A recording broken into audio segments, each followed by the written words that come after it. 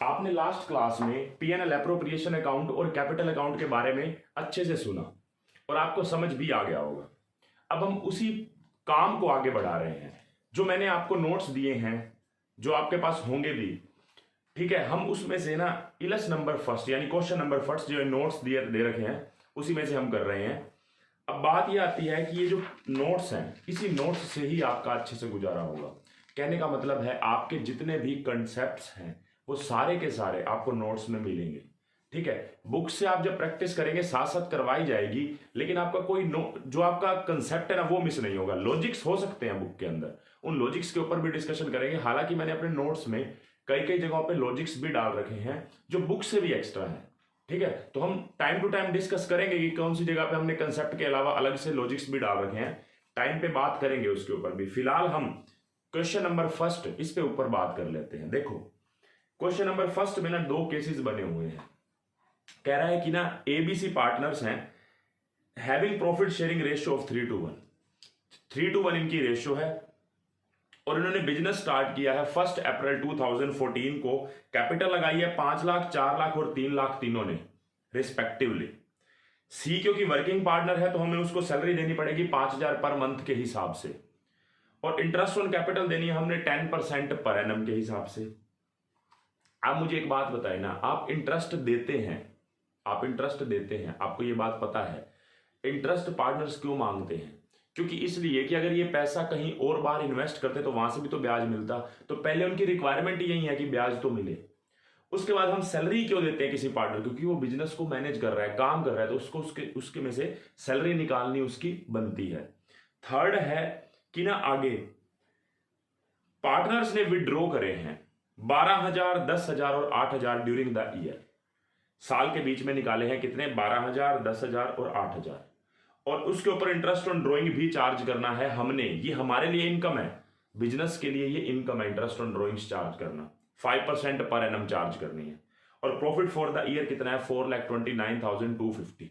तो बात ये है कि हमें इस क्वेश्चन में क्या क्या बनाना है? PNL appropriation account, capital account और जर्नल एंट्रीज भी बनानी है। लेकिन मैं जर्नल एंट्रीज की डिस्कशन अभी नहीं करूंगा। जर्नल एंट्री की डिस्कशन ना हम किसी भी क्वेश्चन में अगर जर्नल एंट्री कह रखी है तो जर्नल एंट्री को समझना अपने आप में एक मतलब इसके लिए माइंड चाहिए। और इसके लिए पहले क्या है कि आपको बेसिक चीजें आपके माइंड में घुस गई हो, वो चीजें आपके लिए चाहिए। बात यह आती है कि मैं पीएनएल एप्रोप्रिएशन अकाउंट और कैपिटल अकाउंट बनाऊंगा, लेकिन मैं उससे पहले कुछ एक बात और कर दूं, क्योंकि क्वेश्चन तो हमने रीड कर ही लिया है। यहां पे ना एक ड्रॉइंग की बात आई है, पार्टनर्स ने विड्रॉ करे। लेकिन आपको यह पता होना चाहिए कि दो टाइप की ड्रॉइंग्स होती हैं, एक कैपिटल ड्राइंग होती है, एक रिवेन्यू ड्राइंग होती है। जैसे मैं आपसे पूछूं, मैंने लास्ट क्लास में इसका डिस्कशन क्यों नहीं किया? मैं नहीं चाहता कि सारी की सारी डिस्कशन एक ही क्लास में थोप दी जाए आपके ऊपर, तो मैं थोड़ी सी उसके ऊपर डिस्कशन कर लेता हूं। पहले देखो, आप ड्राइंग करते हैं, आप उसकी जर्नल एंट्री क्या करते हैं? Drawing account debit to cash या बैंक। मान लो आपने ड्राइंग की 1,000 रुपए अप्रैल के अंदर, फिर दोबारा से मई में ड्राइंग की, फिर जून में की, कभी 1,000 निकाले, कभी 2,000 निकाले, कभी 3,000 निकाले, कभी 2,500 निकाले। ऐसा करके आपने साल के अंदर ना टोटल मिला के आपने 18,000 रुपए निकाल दिए। आप बार बार एक ही एंट्री कर रहे हैं, drawing account debit to cash. 12 बार इस साल में आपने एंट्री करी, क्योंकि आपने 12 महीने तक पैसे निकालते रहे। साल के एंड में आपने क्या किया? जितनी भी ड्रॉइंग्स डेबिट हो गई थी, अब मान लो ये 1,000 है, ऐसी ड्रॉइंग टोटल मिला के साल में जितनी बार भी डेबिट हुई है, इन टोटल कितने रुपए से डेबिट हुई है? 18,000 रुपए से। उस 18,000 रुपए के ड्रॉइंग्स को आप क्रेडिट कर दो, 2 ड्रॉइंग्स 18,000, और उसके अगेंस्ट किसको डेबिट कर दो? कैपिटल को डेबिट कर दो, जिस पार्टनर ने निकाली है। यही आप करते थे 11th क्लास में। ध्यान करो, जब आप फाइनेंशियल स्टेटमेंट बनाते थे ना, तो फाइनेंशियल स्टेटमेंट के बीच में आप कैपिटल में से क्या लेस करते थे? ड्रॉइंग लेस करते थे, जो ट्रायल बैलेंस में गिवन होती थी। तो आप कैसे उसको कम करेंगे? कैपिटल को डेबिट करने से ही तो कैपिटल कम होती है। तो आप कैपिटल में से ड्रॉइंग लेस नहीं करते थे, आपकी कैपिटल कम हो जाती थी। प्रॉफिट से कैपिटल बढ़ती है, आप 11th का कंसेप्ट ध्यान करें। इंटरेस्ट ऑन कैपिटल से भी कैपिटल बढ़ती है, एडिशनल कैपिटल से भी कैपिटल बढ़ती है, ड्रॉइंग और इंटरेस्ट ऑन ड्रॉइंग से कैपिटल कम होती है। तो आप ये करते थे। मैं आपसे ये पूछ रहा हूं, आप सीधा ऐसे भी तो कर सकते थे कि capital account debit to cash या बैंक। बार बार जितनी भी बारी ड्राइंग की है, हर बार ये की बात बोल दो, capital account debit to cash, capital account debit to cash, चाहे 12 बारी हो चाहे 13 बारी हो। लेकिन मैं आपसे पूछना चाहता हूं, आप बिजनेस के मालिक की कैपिटल के साथ बार बार छेड़छाड़ ना करें और ड्राइंग को डेबिट कर दें, और साल के एंड में जब एक्चुअल में आपको डेबिट करनी पड़ेगी कैपिटल तो इकट्ठी कर दे। यही तो आप कर रहे थे 11th में। आपकी जितनी भी ड्राइंग ट्रायल बैलेंस में डेबिट होती थी, आप क्या करते थे, कैपिटल में से उसको लेस कर देते थे बैलेंस शीट में से, यही आप करते थे। मैं आपसे पूछना चाह रहा हूं, आपको पता है कि दो टाइप की ड्राइंग्स होती हैं, एक कैपिटल ड्राइंग होती है, एक रिवेन्यू ड्राइंग होती है। जैसे मैं आपसे पूछूं, देखें मैं ये आपको बोलूं कि एक बिजनेस के मालिक ने या आपने वैसे ही बैंक में पैसे डिपॉजिट करवा रखे हैं, आपने टोटल बिजनेस मतलब सॉरी बैंक में 2 लाख रुपए लगा रखे हैं, उस 2 लाख रुपए में से ना आपने पता क्या किया, उसके ऊपर आपने उसको बैंक में तो रखा ही, साल के बाद आपको ना उसके ऊपर 18,000 रुपए आपको ब्याज मिल गया। बैंक के तरफ से आपको साल के एंड में 18,000 रुपए ब्याज मिल गया, आपके अकाउंट में क्रेडिट हो गया। जो 2 लाख आपके अकाउंट में पड़े थे वो 2,18,000 हो गए। उस 18,000 में से आपने पैसे निकाल लिए, जैसे 12 निकाल लिए, 10,000 निकाल लिए, कुछ निकाल लिया हिस्सा। जो वो निकाल लिया ना, वो आपकी ड्राइंग जो होती है ना, उसको हम बोलते हैं रिवेन्यू ड्राइंग। जो आप अपनी कमाई में से पैसा निकालते हैं ना, that is called revenue drawings. और मान लो अगर आपने जो 2 लाख निकाले थे उसी में से ही आप 70,000 रुपए 80,000 रुपए निकाल लेते हैं, that is called capital drawing. हम कैपिटल ड्राइंग का इंटरेस्ट ऑन ड्राइंग नहीं निकालते, हम रिवेन्यू ड्राइंग, ये जो हम drawing account debit to cash कर रहे हैं ना, और उसको साल के एंड में कैपिटल डेबिट टू ड्राइंग कर रहे हैं, ये आपकी कौन सी एंट्री है, रिवेन्यू ड्राइंग की है। अगर कैपिटल ड्राइंग होती है ना तो एक ही एंट्री होती है बस, कैपिटल डेबिट टू बैंक, सीधा। ना ही पहले ड्राइंग डेबिट होगी ना ही ड्राइंग क्रेडिट होगी। लेकिन इसका मतलब ये गलत नहीं है, रिवेन्यू ड्राइंग के लिए ये ठीक है ट्रीटमेंट, लेकिन कैपिटल ड्राइंग के लिए आपको सीधा कैपिटल डेबिट टू बैंक करना है। और कैपिटल ड्राइंग कौन सी होती है, जो आपने पैसा लगाया है उसमें से निकाल लेना, that is called capital drawing. और अगर आपने जो कमाया है उसमें से पैसा निकाल लेना, that is called revenue drawing. देखो मेरा कोई बिजनेस है, मैं जो कमाई कर रहा हूं उसको पर्सनल खर्चों के लिए तो यूज करूंगा ना, मैं भी कमा क्यों रहा हूं, अपने घर के खर्चे चलाने के लिए, तो वो रिवेन्यू ड्राइंग है। लेकिन अगर मान लो मैं ये कहूं कि मैंने जो पैसा लगा रखा है वो पैसा ही सारा निकाल लिया और किसी को कह दिया भाई तू ही चला ले बिजनेस, मैंने नहीं चलाना, मैं बंद कर रहा हूं, तो वो कैपिटल ड्राइंग है। तो कैपिटल ड्राइंग और रिवेन्यू ड्राइंग में आप फर्क को समझे। कई बार लोग पता है क्या करते हैं, कैपिटल ड्राइंग कैसे करते हैं, मान लो किसी बिजनेस के मालिक ने बिजनेस के अंदर 5 लाख रुपए लगा रखे हैं, वो कहता है यार मैंने ना बहुत ज्यादा हिस्सा ले रखा है इस बिजनेस के अंदर और बेनिफिशियल तो ये बिजनेस है नहीं, मैं ना एक काम करता हूं 3 लाख रुपए अपनी कैपिटल निकाल लेता हूं, और इससे क्या होगा कि बिजनेस किसी और बंदे को एंट्री दे देगा, मैं रिटायर कर जाता हूं बिजनेस से, या फिर कुछ हिस्सा निकाल लेता है और इस हिस्से के लिए किसी और बंदे को ऐड कर लेते हैं बिजनेस में, ऐसा पॉसिबल है ना। तो उसने कैपिटल ड्राइंग करके ना अपना बिजनेस में से शेयर घटा लिया थोड़ा बहुत, ताकि कोई और बिजनेस में एंट्री कर पाए। उसको लग रहा था कि इस बिजनेस में इतना ज्यादा पैसा लगाना बेनिफिशियल नहीं है उसके लिए। तो कैपिटल ड्राइंग और रिवेन्यू ड्राइंग का मतलब आपको समझ आना चाहिए कि जो बिजनेस का मालिक अपने जो पैसा लगाया था उसमें से निकालता है, that is called capital drawing, और जो बिजनेस का मालिक अपनी कमाई में से पैसा निकालता है, that is called revenue drawing. हम जो इंटरेस्ट ऑन ड्राइंग चार्ज करते हैं ना, जो मैंने आपको लास्ट क्लास में बताया, वो आपका रिवेन्यू ड्राइंग के ऊपर इंटरेस्ट होता है, कैपिटल ड्राइंग के ऊपर आपका इंटरेस्ट ऑन ड्राइंग्स नहीं होता। ठीक है, आगे मैं आपको बताऊंगा इस कैपिटल ड्राइंग का फिर क्या करते हैं, जो पैसा निकालते हैं उसके ऊपर डिस्कशन होगी। ठीक है, तो लेटर ऑन हम उसके ऊपर भी करेंगे। फिलहाल मैं ये क्वेश्चन करवा रहा हूं ना, इसके ऊपर मैं बात कर लेता हूं। आप अगर आपको ये नोट करना है रेफरेंस के लिए तो कर सकते हो। चलो देखो, अब जो मैंने आपको क्वेश्चन जो पढ़ाया था उसमें आप चेक करके देखें कि आपका प्रॉफिट कितना था जो पीएनएल अकाउंट से ट्रांसफर होकर आएगा।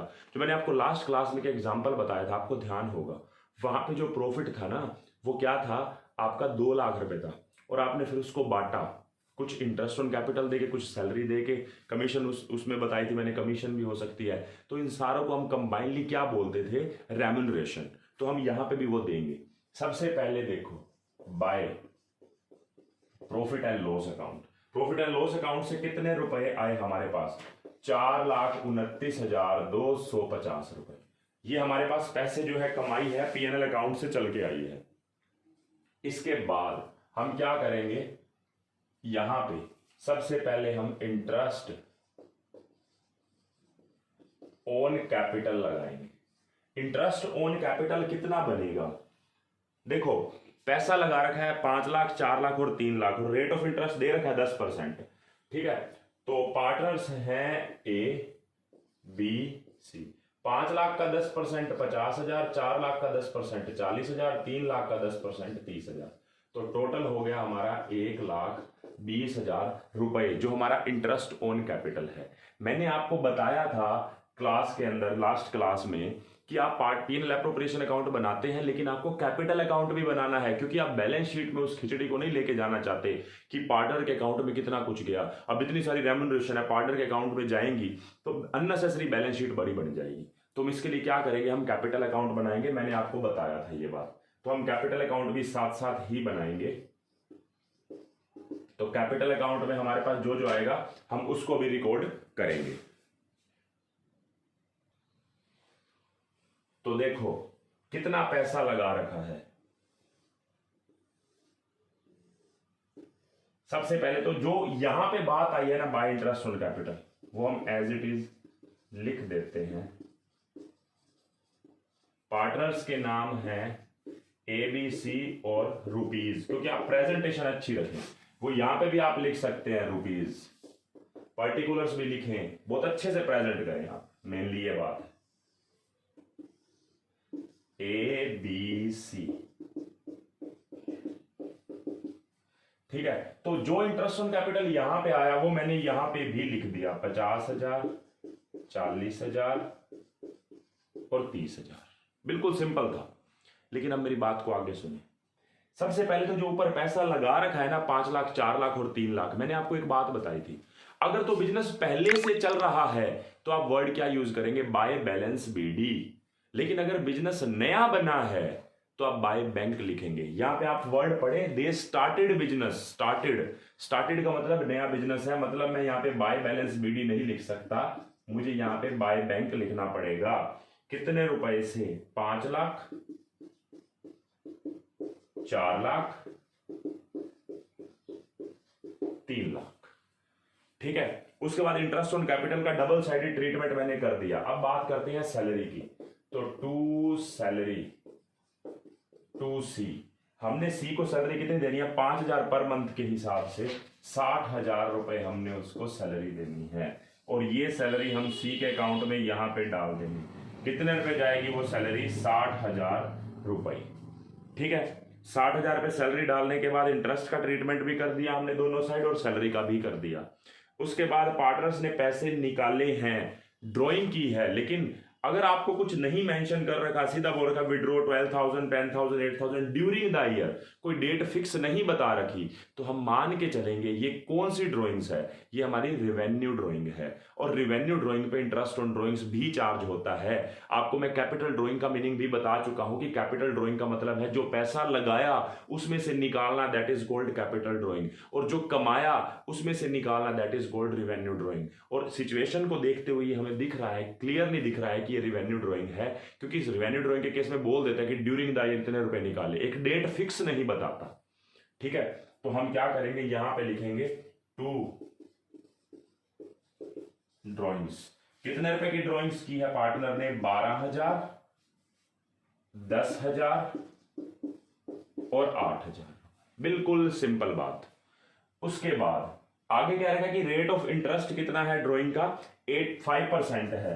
तो 5% हम एक तो P&L एप्रोप्रिएशन के क्रेडिट में लिखेंगे, क्योंकि बिजनेस के लिए ये इनकम है, इंटरेस्ट ऑन ड्राइंग फायदा है। तो A, B और C, कितना पैसा निकाला, 12,000 रुपए का 5% 600 रुपए। 600 रुपए तो ये हो गया, लेकिन मैं आपको बता दूं 600 का 6/12 भी करेंगे। अब आपके माइंड में क्वेश्चन आएगा कि आपने 6/12 मतलब आधे साल का इंटरेस्ट क्यों लगाया। इसके लिए मैं आपको एक बात बता दूं, हमारे पास कंसेप्ट नंबर 9 है। अभी आप कंसेप्ट नंबर 1 पढ़ रहे हैं, कंसेप्ट नंबर 9 के अंदर बहुत डिटेल में डिस्कशन है इसके ऊपर कि हमने क्यों 6/12 लगाया। जब तक आप कंसेप्ट 9 पे नहीं पहुंचते तब तक आप कोई क्वेश्चन माइंड में अपने नहीं रखेंगे। मैंने आपको बता दिया कि इंटरेस्ट ऑन ड्राइंग के साथ 6/12 करना है तो करना है, ठीक है। तो मैं बोलूं 12,000 रुपए का 5% 600, 600 का 6/12 मतलब 300 रुपए। और ऐसे ही 10,000 रुपए का 5% 500, 500 का 6/12 250 रुपए, ऐसे अगले का 200 रुपए। तो टोटल हो गया 750 रुपए। तो 750 रुपए का इंटरेस्ट ऑन ड्राइंग यहां पे भी जाएगा। इंटरेस्ट ऑन ड्रॉइंग से मालिक की कैपिटल क्या होती है, कम होती है, तो 300, 250 और 200 ये होगा। उसके बाद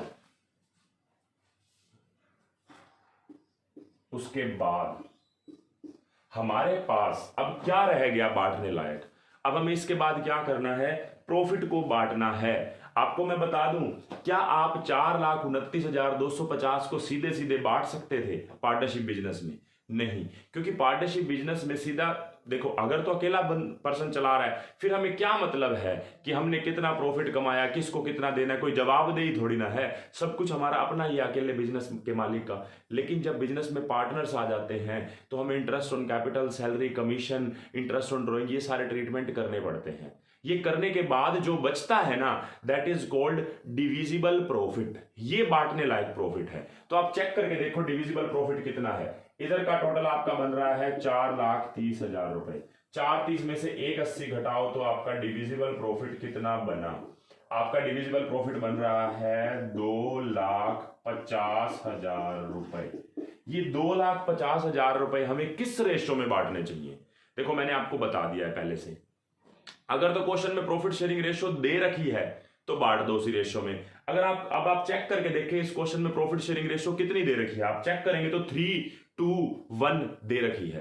3:1 में आप सीधा प्रॉफिट को बांट दो यहां पे। अगर मान लो क्वेश्चन साइलेंट है तो आप कितना बांटेंगे? इक्वली। 2.5 लाख है, इक्वली बांटना पड़ेगा अगर क्वेश्चन साइलेंट है तो। लेकिन क्वेश्चन में प्रॉफिट शेयरिंग रेशो बताने के बाद भी एक प्रॉब्लम क्रिएट कर रहा है।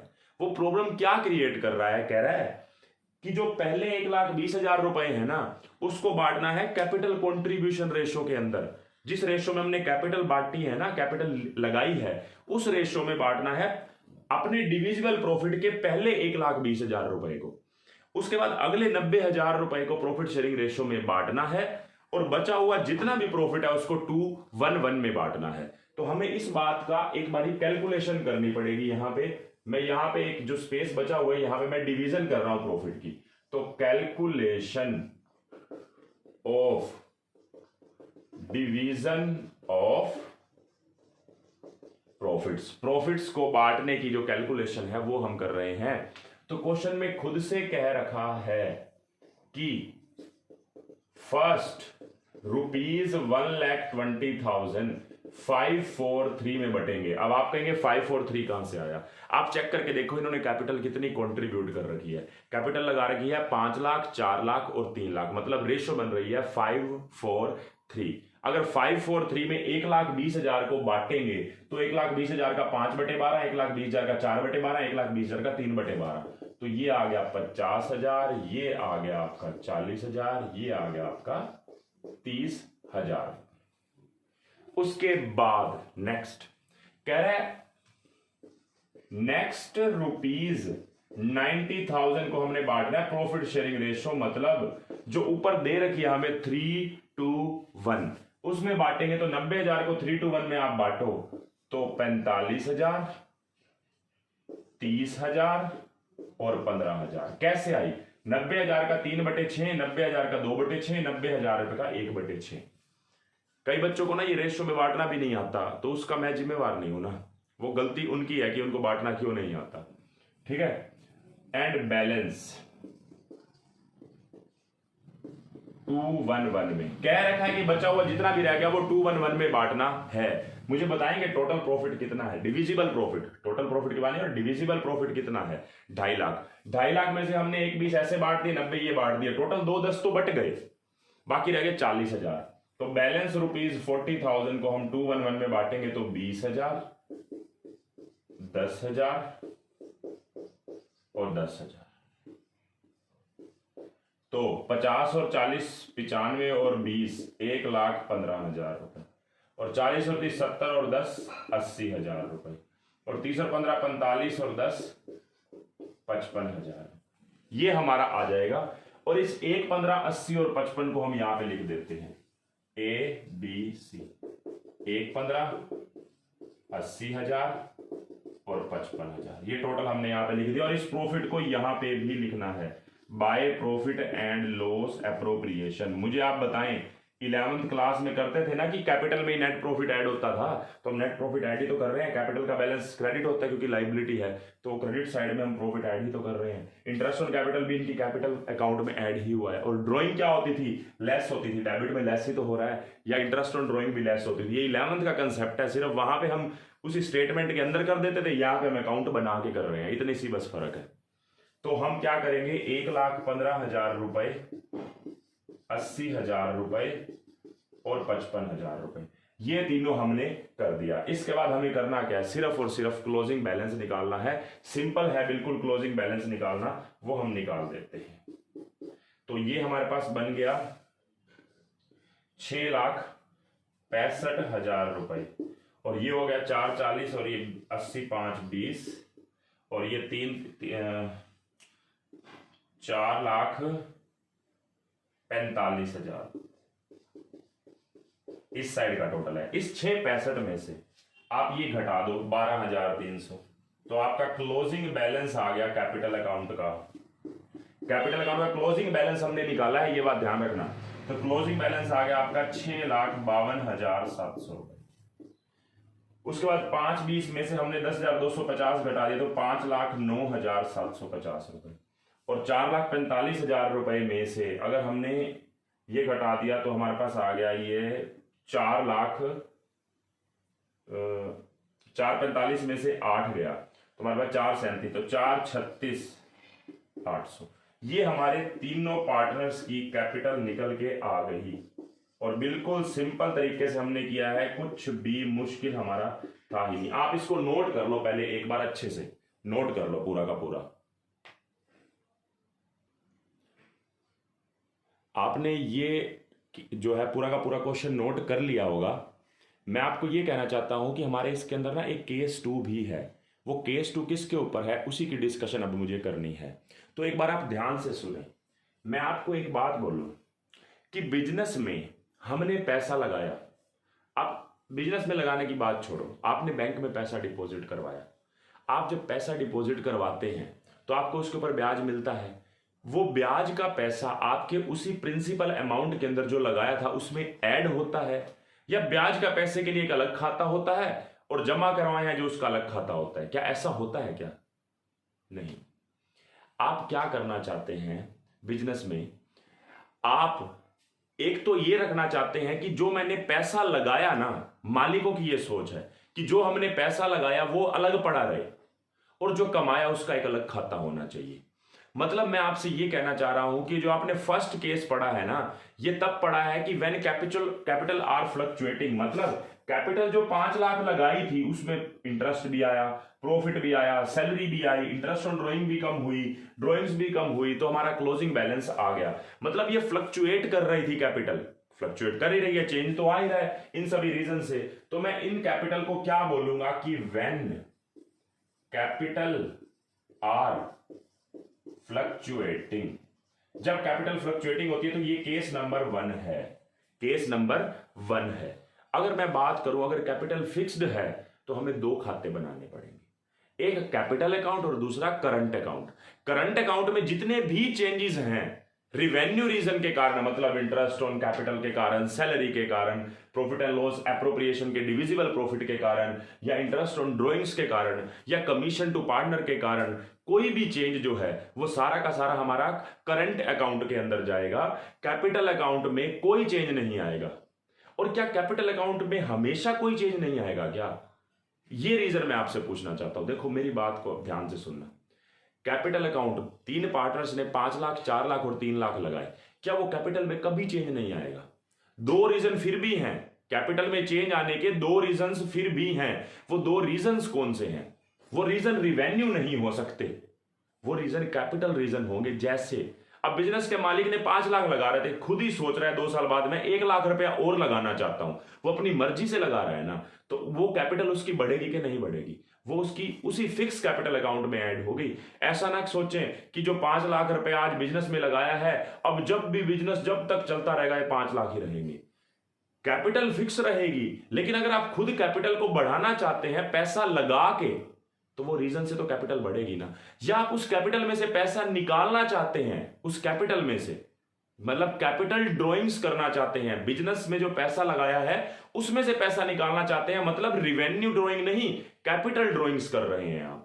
तो दो रीजन से फिर भी कैपिटल के अंदर चेंज आएगा, एक कैपिटल एडिशन के कारण और एक कैपिटल विड्रॉ के कारण। बाकी जितने भी रीजंस हैं वो सारे के सारे आपके करंट अकाउंट में चले जाएंगे। मतलब जो आपने पढ़ा है उसी में थोड़ा सा ही चेंज क्या हो जाएगा, एक तो आपको कैपिटल अकाउंट में ये बाय बैंक नहीं लिखना, और इसके अलावा अगर मान लो कैपिटल ड्रॉइंग्स होती है तो यहां पे टू बैंक वर्ड आता, वो भी नहीं होगी यहां पे करंट अकाउंट में। और दूसरा अगर कोई कैपिटल एडिशन होती है तो वो भी हमारी यहां पे नहीं आएगी, उसके लिए सिर्फ कैपिटल अकाउंट रहेगा और बाकी चेंजेस सारे करंट अकाउंट में ही जाएंगे। तो आप पहले इसको नोट करें, इसी में ही मैं थोड़े से चेंजेस कर दूंगा, आप इसको अच्छे से नोट कर लें ताकि फिर आप डिफरेंस क्रिएट कर पाए, क्योंकि मैं तो इसको रब करके क्या कर दूंगा, इसी में ही चेंज कर दूंगा। देखो बच्चों, अब करंट अकाउंट में हम डिफरेंस देखते हैं कि क्या है। जब कैपिटल हमारी फिक्स्ड है तो हमें एक करंट अकाउंट अलग से बनाना पड़ता है। मतलब जो भी हमारी कैपिटल है जो हमने लगाई है या जो हमारा ओपनिंग बैलेंस है उसमें कोई चेंज नहीं आएगा। क्या कभी भी चेंज नहीं आएगा? क्या लाइफ टाइम जब तक बिजनेस चलेगा, जब तक वो पार्टनर उस बिजनेस में रहेगा तब तक कोई चेंज नहीं आएगा? तो ऐसा भी नहीं है। दो रीजन से ही उसकी कैपिटल में चेंज आएगा, या तो अपनी मर्जी से अपनी कैपिटल बढ़ाना चाहता है या वो अपनी मर्जी से कैपिटल घटाना चाहता है। मतलब कैपिटल एडिशन और कैपिटल विड्रॉ के कारण पार्टनर की कैपिटल में चेंज आएगा। मतलब जो पहले बाय बैंक हमने यहां पे लिख रखा था ना, जो बिजनेस स्टार्ट किया था, अब हम यहां पे लिखेंगे बाय बैंक 5 लाख, 4 लाख और 3 लाख। और अगर पहले से बिजनेस चल रहा होता तो बाय बैलेंस बीडी। अब इस क्वेश्चन में आप मुझे खुद से बताएं कि यहां पे कोई एडिशनल कैपिटल लगी है क्या? आप मुझे बताएं। कोई एडिशनल कैपिटल नहीं लगी, तो हम क्या लिख देंगे यहां पे, नील। ना ही कोई कैपिटल विड्रॉ हुआ है। आप क्वेश्चन में चेक करके देखिए, कोई कैपिटल विड्रॉ नहीं है। कैपिटल विड्रॉ किसको कहते हैं? जब बिजनेस का मालिक अपनी कैपिटल जो लगाई है उसमें से पैसा निकाल ले। ऐसा कुछ नहीं बता रखा। और कैपिटल विड्रॉ तब होती है जब क्वेश्चन में स्पेसिफिक एक डेट बता रखी हो कि इस दिन उसने पैसा निकाला। तो बाकी हमारे पास क्लोजिंग बैलेंस आ जाएगा 5 लाख, 4 लाख, 3 लाख। जो ओपनिंग था वही क्लोजिंग हो गया, ऐसा जरूरी नहीं है। मतलब मैं ऐसा नहीं बोल रहा कि जब कैपिटल फिक्स्ड है, मैंने पहले केस में क्या लिखा था, व्हेन कैपिटल आर फ्लक्चुएटिंग। अब कैपिटल फिक्स्ड है तो दो अकाउंट, एक करंट अकाउंट, एक कैपिटल अकाउंट। कैपिटल फिक्स रहती है हमेशा, सिर्फ दो रीजन से चेंज आता है। मतलब रिवेन्यू रीजन से कोई चेंज नहीं आता, कैपिटल रीजन से चेंज आता है, कैपिटल एडिशन और कैपिटल विड्रॉ, जो इस क्वेश्चन में है नहीं। अब बात आती है करंट अकाउंट की। बाकी same treatment, interest on capital as it is लिखना है, हमने सैलरी लिखनी है, अगर कमीशन होती तो कमीशन भी यहीं पे लिखते।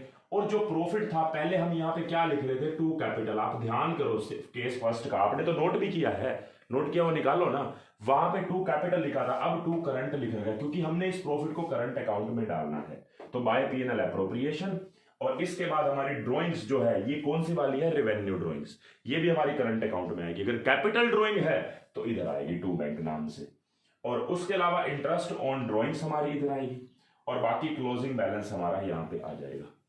अब चेक करके देख लो, जो आपका केस 1 में कैपिटल का क्लोजिंग बैलेंस था ना, और जो इस केस में कैपिटल और करंट का जो टोटल है वो सेम मिलेगा। मतलब मैं बोलूं पहले केस में कैपिटल अकाउंट का बैलेंस बचा था ना जो ए का, वो 6,52,700 बच रहा था।